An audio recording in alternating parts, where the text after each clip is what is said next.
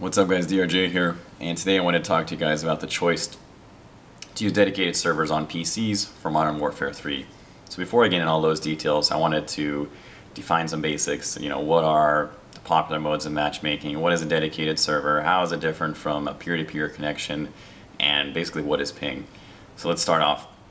So peer-to-peer is basically the dominant way that most people play games on the Xbox, or I would assume PS3. So peer-to-peer connection, peer-to-peer connection is where you are essentially connecting to your peers. So say if you guys all decided to connect to me to play an Xbox game, one of the downsides to that is that I have essentially the fastest reaction time as a result of you having to connect to me. It means that my signal that I'm transmitting in order to play that game isn't going anywhere. It's sitting right there on the box and I'm playing. Whereas if you guys want to do something in order for you to react in time, it's, the farther you are away from me, the slower you're going to be to react to it. Essentially it just means that it's not a level playing field.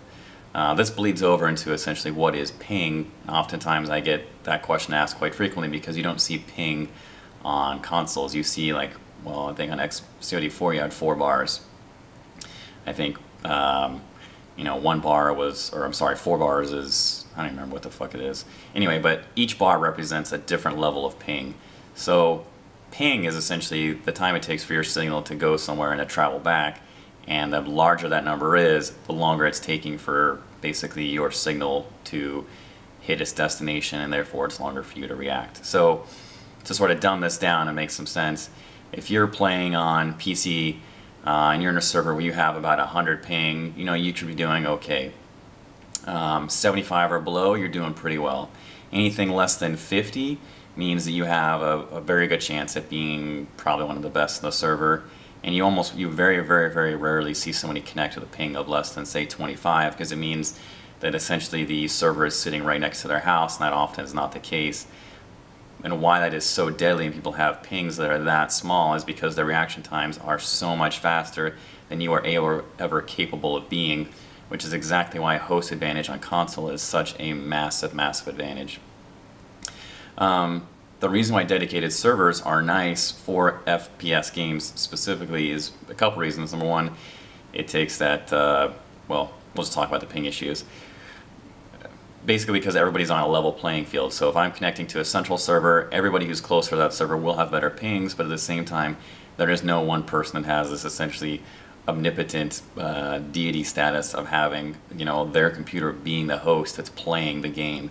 That is a massive, massive advantage, and in FPS games throughout the history of time, if anybody had a great ping, like I said, a sub 50 ping, you knew that they were going to be a ball banger regardless of skill, simply because when you had that ping, it felt like, it felt like you were untouchable. I know when I was playing on servers, if I ever played on servers that went in Northwest, I felt like it was unfair and I felt like it was cheap. I went on my way to not play on servers where I almost had that good of ping, because it was obvious that nobody could touch you when you had ping, like I said, it was less than, say, 50 to 25. So why would Modern Warfare 3, now that we have some of those basics, why would Modern Warfare 3 choose not to use dedicated servers on PCs?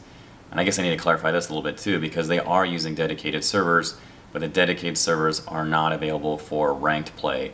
So what this means is that you can have dedicated servers and play whatever hopelessly fucked up game types you want to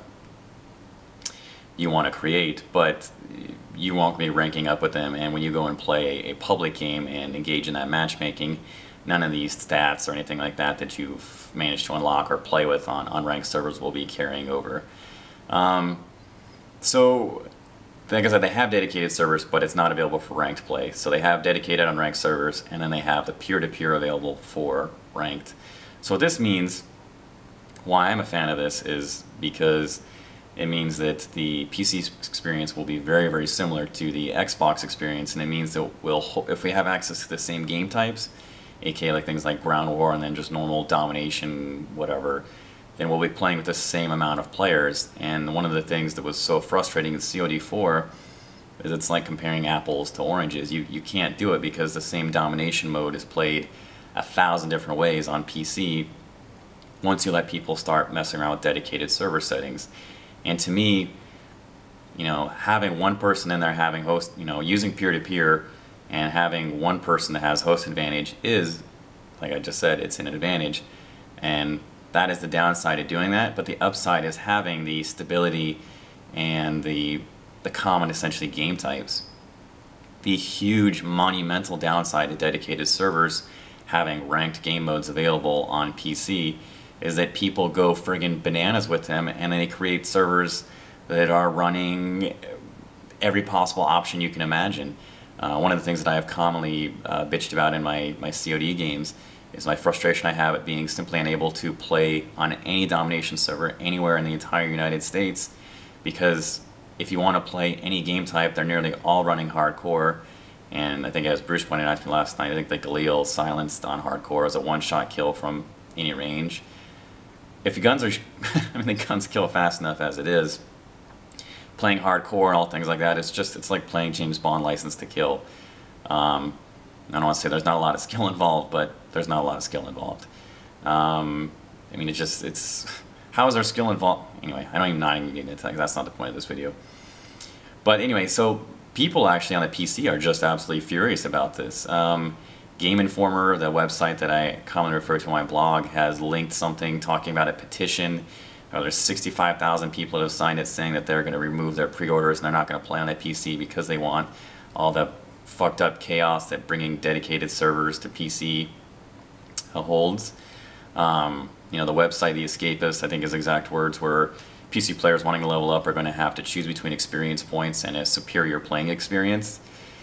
I mean, I think, like I said, I would love a level playing field for everybody, but even having a level playing field with dedicated servers, like I said, those guys that are in close proximity to those servers have a decisive advantage over them.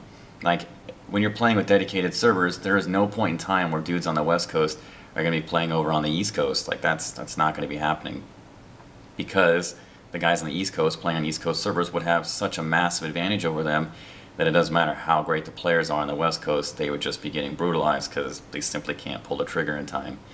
So like I said, you know, what I would like to have is, you know, Infinity Ward or Treyarch or whoever, you know, buy their own dedicated servers or lease them or whatever, and then their matchmaking consists of playing on those dedicated servers so one person doesn't have host advantage. But that is a very, very expensive way to get things done, and that's most likely why we'll never ever see that.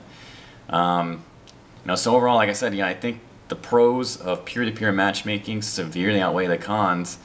You know, like I said, if you want to play a non-hardcore domination server in the United States right now in COD4, you know, well, within the last 2-3 months, you have basically one of two choices for servers, and that's regardless of where you want to play. I think one is West Coast, one is Central, and that's it. They both shut down fairly early in the evening. You have a window of about 4 to 6 hours to play them because there are so few people that play the game on PC. So the servers are dead at night, they're dead during the day. Like I said, you have that window at night, about 4 to 6 hours to play before they essentially die down. And why people would want to bring that back for Modern Warfare 2, why would they be so upset that that's not going to be the case, is beyond me. But what it seems to be happening is that people enjoy, like you know, playing a hardcore version of COD. It's obviously an extreme version of COD. Like, they just want, it seems like most of the people that play this game want absolutely nothing to do with skill whatsoever. I mean, there are so many skill equalizing factors as it is that I've talked about. You know, the maps, the radar, how fast the guns shoot, and upping the damage, you know, tripling the damage on the guns even more is just another way to guarantee that it's the game just takes virtually zero skill. But apparently that's what people want. So one last point I wanted to make, comparing the say the console games to the PC games. Oftentimes we see people playing on the peer-to-peer servers as someone with host advantage, just to sort of give you some compare and contrast with how powerful that advantage can be. You know, it looks like the person playing as host is basically so fast or shooting so well or so accurate or whatever that the other people don't have a time to react. And the reason why they don't have time to react is because the person who's playing on host advantage has like I said, such an advantage that unless you either have a great connection to them or the person on the host is very, very slow, they are going to be shooting faster than you can react. I know as far as my own personal experience playing on both consoles and PCs, I think the biggest difference is that playing on a dedicated server where you do have a more level playing field, or essentially where you don't have, where I'm not host or vice versa, is that everybody that you're shooting at tends to shoot back at you, and it's something that I rarely see in YouTube COD videos, because 99% of them are playing on a console. So it's a very, very different experience. That's why I'm hoping that, like I said, even trying to compare our experiences playing the game, that the peer-to-peer will hopefully normalize that, so you don't have to be like, oh, I'm playing on PC and have this fucked up matchmaking and 9v9 and everyone's shooting back at me because we're on an equal playing field, versus some guy who's, you know, like I said, lobby farming on consoles and, you know, playing with host advantage. It's so different there, you almost can't even compare them. So anyway, like I said, you know, it's probably not the ideal situation, but, you know, as far as if you have to choose between peer-to-peer and dedicated servers, I feel like, you know, the downsides to dedicated servers far outweigh the downsides to the peer-to-peer connection on PCs. The only way that you could really make an argument against this case is that if you have no desire to ever figure out who was good and who was bad in the game. And I feel like, you know, to an extent that COD has addressed that by allowing them to play unranked games where they all run around and shoot each other all day long with incredibly powerful guns, or whatever fucked up server settings they want to play with these guns available and other ones not, or you can only choose these perks or whatever. So they get to do all that stuff. It's just not available for ranked play. So I feel like they're getting the best of both worlds, and I'm a little confused as to why there's such an outcry, but you know, maybe you guys can help me out and answer that. So as usual, questions, comments, critiques, criticism, let me know.